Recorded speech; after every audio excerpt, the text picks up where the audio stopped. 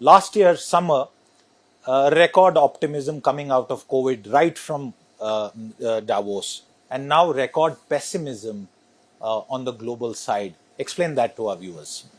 I think when we see around the world, yes, there seems to be a slowdown. For sure, one cannot ignore that. There is a recession. Europe is struggling. US is slowed down.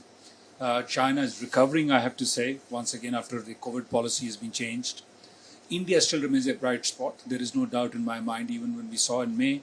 But even more than May sit, as I see here in last almost 3 days that I've interacted with global leaders and policymakers, India seems to be having an opportunity where we believe that with all that is going around the globe, with geopolitics between US-China relationships on one side, supply chain breaking on the other side due to the war, India started looking a place where people will want to say the story of China plus one is not turning on its head if we can do it well as India. Is that India is a must on the list. I mean, I hear Honeywell's position that India being one of the large markets, and when global leaders like themselves have endorsed India, I think it's working well. My belief is that this is going to remain a challenging time. It's not that it's happening or going in a hurry. India will also get some bit of heat. After all, the world is interconnected today. That's likely to happen. But our internal consumption is helping us. Our fiscal policies that have been put across is helping us.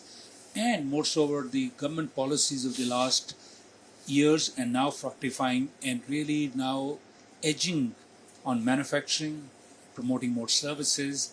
I think over a period of time, we'll see that India's story remains robust. Yeah. Ben, high growth regions, apart from India, what's part of your portfolio? And the reason I ask you this is that it would tell our viewers how you look at the growth dynamics, particularly for our economy. Sure. High growth regions is the term that Honeywell uses for the emerging markets. And we don't call them the emerging markets because they're already a significant portion of our revenue. They've already emerged. But we look at that. So Southeast Asia is another area that continues to do well. I agree with what was said about China with the change in policy. I think there's a lot of reason for optimism, especially in the second half of the year. Middle East and North Africa, another region which is experiencing some very nice growth. And you look at Latin America. In Latin America, again, a lot of the commodities and other things that the world needs certainly exist there. So we think throughout the emerging markets there is good opportunities for growth. India is certainly a bright spot, Southeast Asia a bright spot, Middle East. And again, I think the reopening of China creates some real opportunities there, especially if you look beyond quarter one. Yes, looking beyond quarter one is very important.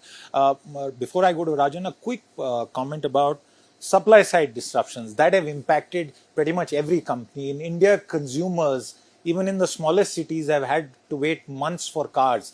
Unimaginable. No one ever thought this would happen. As someone who sort of has an overview of this, how good or bad is the supply side situation right now?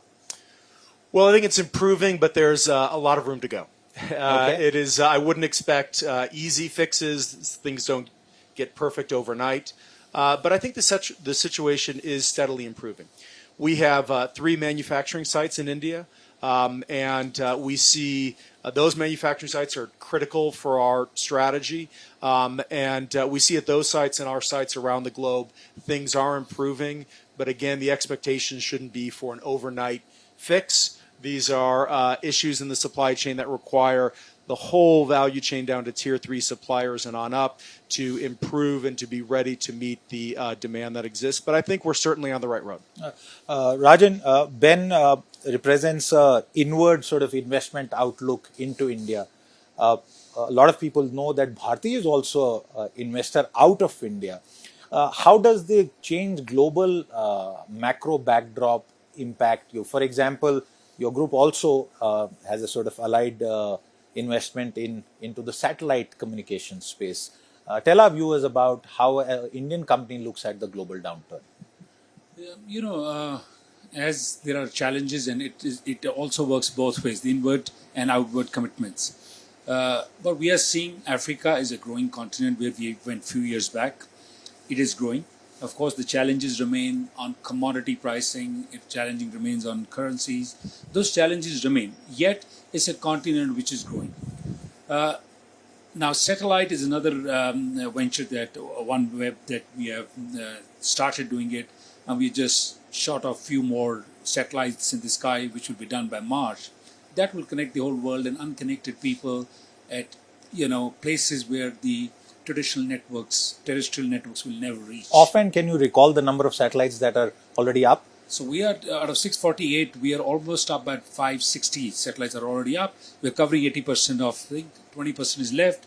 Unfortunately, it would have been done by now, barring the war stepped in last year and all the satellite launches out of that place were stymied.